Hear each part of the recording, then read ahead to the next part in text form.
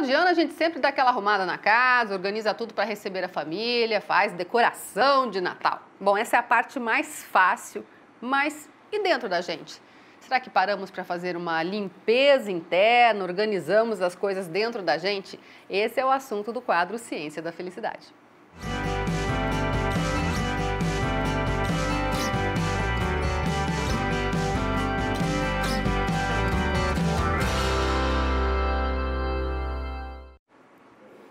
Bem-vindo, Lucas. Obrigado, Elaine. Bom, esse é um assunto bem pertinente a essa época, porque é aquela coisa, a gente faz tudo pro lado de fora, né? Mas às vezes acaba esquecendo de olhar o que precisa ser mexido do lado de dentro, né? Exatamente. A arrumação pelo lado de fora ela está sendo costumeira, a pessoa se acostuma a fazer isso e às vezes a pessoa até se presenteia em alguns momentos, fala assim, eu vou viajar, vou fazer alguma coisa por mim dessa maneira e assim eu vou ficar melhor. E acaba se esquecendo de organizar algumas coisas que não ficaram bem organizadas dentro. A gente diz que o terreno mais fértil que existe é o nosso cérebro. Se você plantar uma semente ruim, ela vai brotar. Se você plantar uma semente boa, ela vai brotar. Então, você tem que olhar bem para o que você plantou durante o ano, para, nesse momento, você cortar as plantas ruins que cresceram ali. E essas plantas ruins muitas vezes são as amarguras que a gente leva das outras pessoas, a falta de capacidade de pedir desculpas e de se limpar realmente por dentro, de você não guardar aquilo que é negativo para o próximo ano, porque isso é fundamental para que seu cérebro trabalhe melhor. A gente sabe que a felicidade traz 75% mais de velocidade e de habilidade para o nosso cérebro, mas a gente sabe que o que atrapalha a felicidade muitas vezes são memórias negativas e momentos negativos que a gente cultiva. Vi aquela pessoa na rua, já fico irritado, já fico triste. Resolva isso, Aproveite esse momento para resolver.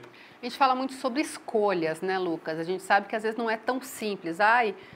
Aconteceu uma coisa ruim na minha vida, eu fico triste. Não, vou escolher ser feliz. Não é tão simples assim. Mas é preciso começar um trabalho na mente para tentar ir transformando isso. Exatamente como você falou. Viu uma pessoa, aquela pessoa, só de eu ver, aquela pessoa não pode me fazer mal, não posso permitir, porque a permissão é minha, né? Exatamente. Todo sentimento é interno. Hoje à tarde eu estava conversando com uma pessoa e ele me disse assim, fulano me deixa com muita raiva.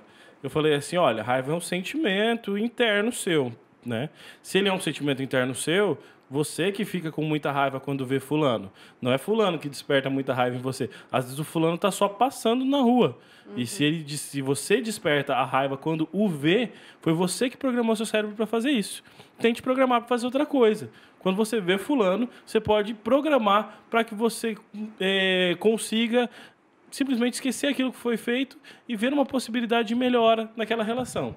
Pedir desculpas é muito importante. A gente tem uma sociedade que cada dia mais tem dificuldade de pedir desculpas. Então, pedir desculpas ajuda a gente a fazer essa limpeza. Vai chegar num momento e falar assim, olha, me desculpa, eu fiz aquilo e aquilo não foi bacana. É simples fazer isso, depois que você treina bastante. No começo é muito difícil, qualquer ação que você for fazer pela primeira vez é muito difícil, mas quando você treinar bastante isso, e no sentido de treinar verdadeiras desculpas, não desculpas esfarrapadas, treinar verdadeiras desculpas. Olha, eu fiz isso e eu percebi que eu te magoei, me desculpe. Isso vai ajudar com que você mantenha um bom relacionamento com as pessoas que são do seu convívio.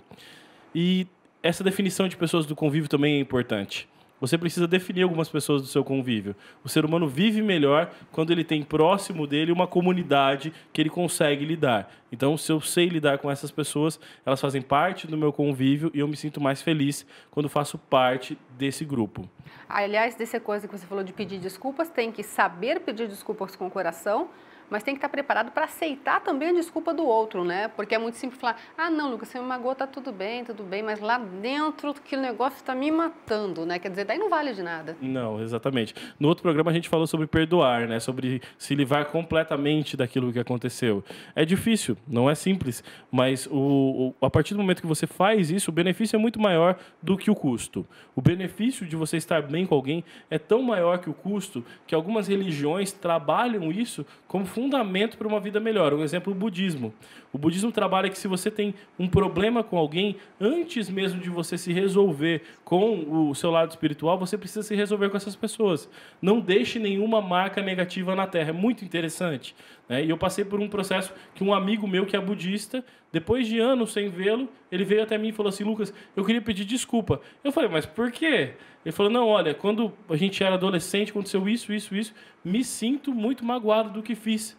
Eu falei para ele, nossa, tudo bem, obrigado, tá tudo bem, eu não sei nem como te falar isso. Ele falou assim, não, só diga que está tudo bem que eu já fico feliz. E nessa época do ano é muito importante, porque é uma época que a gente consegue ter esse pensamento, é uma época que a gente consegue desacelerar um pouco do nosso processo de trabalho. E você pode aproveitar esse tempo para fazer o que você quiser com a sua mente. Então, aproveitar esse tempo de desacelerar para poder olhar para dentro de si e falar, olha, isso aqui está me fazendo mal, essa outra dificuldade que está me fazendo mal, o que eu vou tratar primeiro? O que eu realmente vou tratar para o meu ano que vai chegar? Né? Isso é bem importante. E conseguir passar dali para frente e não voltar mais a ficar pensando naquilo, né? A gente disse que quando você vai fazendo pela primeira vez, aquilo é uma ação consciente. Se você faz 2 vezes, ação consciente. Se você faz 100 vezes, ação consciente. Se você faz 1000 vezes, aquilo vira hábito. Uma ação inconsciente que quando você perceber, você já está pedindo desculpa de maneira automática quando realiza algo errado, quando faz mal a alguém, quando causa algum dano. É muito importante a gente saber que as palavras causam dano na pessoa, só que não é um dano aparente. Então, se não é um dano aparente, o que eu preciso fazer? Eu preciso estar atento, porque eu posso estar causando danos emocionais constantes em alguém sem perceber.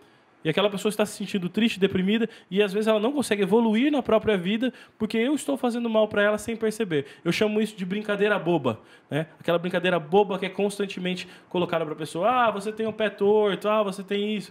E aquela brincadeira boba faz com que a pessoa sempre se sinta mal. Ela não consegue evoluir porque aquilo está prendendo ela ali. Ou seja, mudar tudo para começar 2019 bem. Exatamente, e bem positivo. Legal. Obrigada, Lucas, mais uma vez.